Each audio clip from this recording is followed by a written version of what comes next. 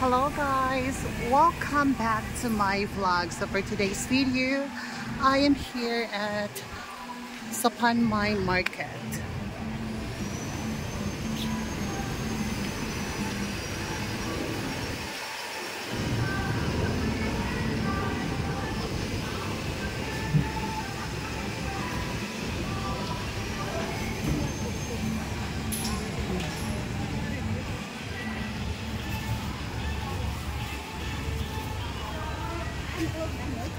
So dito po guys, makikita po natin ang mga fresh na mga prutas. Ayan na po guys. Super delicious talaga.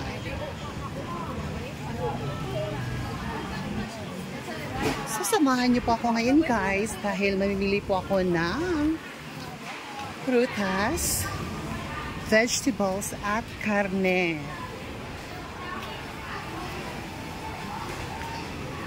So dito po natin mabibili ang fresh na isda, gulay at karne. Ayan na po guys. Napakamura lang po talaga dito guys. So puntahan po natin ang isda. Ayan. Usually dito po ako bumibili ng isda. Dahil fresh po talaga dito ang kanilang isda. Pati yung mga karne nila guys, napaka-fresh at mura. So, mayroon ding seafoods dito guys. Ayan. So, medyo mahal ang seafoods today. So, wala tayong magagawa guys. Kundi, bumili na lang talaga. So, sisilipin muna natin ang fresco na isda. Ayan! So, daanan muna natin ang shrimps. So, I consider Thailand is my second home. Kasi parang Pilipinas lang po siya, guys. Ayan, di ba? Tama ang sinasabi ko na fresh talaga ang isda dito. Super fresh. Ayan po, marami pong variety ng isda. Kapkan na ka. So, ikot-ikot muna tayo guys bago tayo bumili. Ayan. So, ikutin muna natin ang market.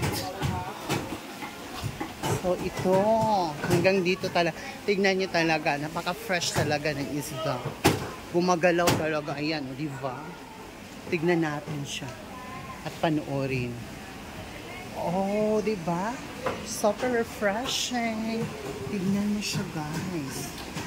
Oh, gumagalaw pa ang isda. Napaka-fresh talaga. Oh my God! Lalong-lalo na po ang mga hito. Diba? Motherism.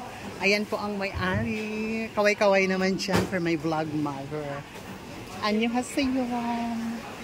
Si Motherism din yan. So, saan pa ba tayo iikot?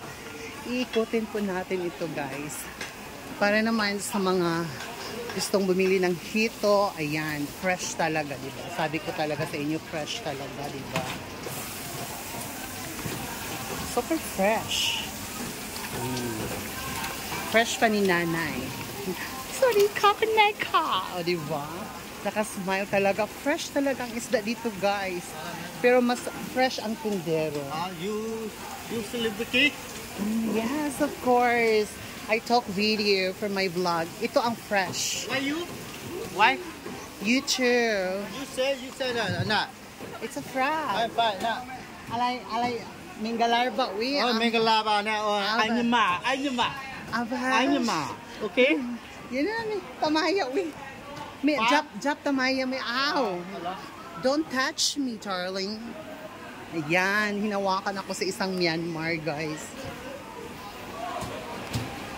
So, super fresh talaga ang isda. Kaya, it's time to buy some fresh fish. Ayan na po. Napaka-fresh talaga. Bibisitahin muna natin yung mga karni. Sorry, kakanela ka.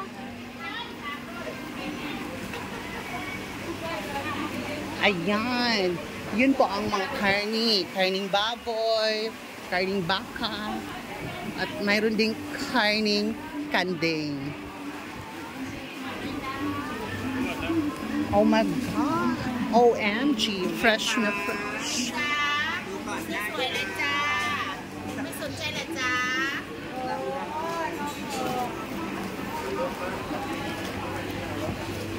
Ayan ang karning baka nila, guys. So, mayroon giniling na ditong baboy at saka karning baka.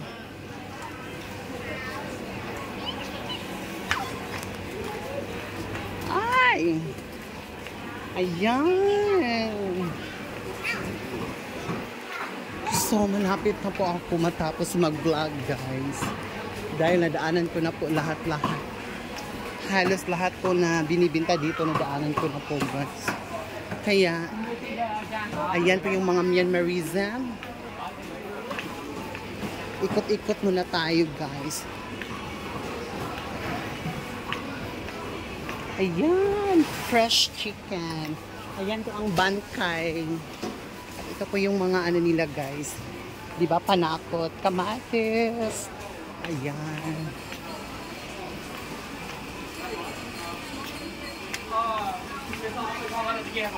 So, ayan, nagtatalo silang dalawa. Pero in fairness, ang ganda ng katawan. Alam mo na ba talaga yan? Diba? Fresh talaga ang mga vegetables dito, guys. Diba, ang bata, fresh din. So, ito yung kainin baka. Ang sarap. Doon muna tayo, guys. Ikot muna tayo doon, guys. Dahil fresh talaga ang vegetables dito.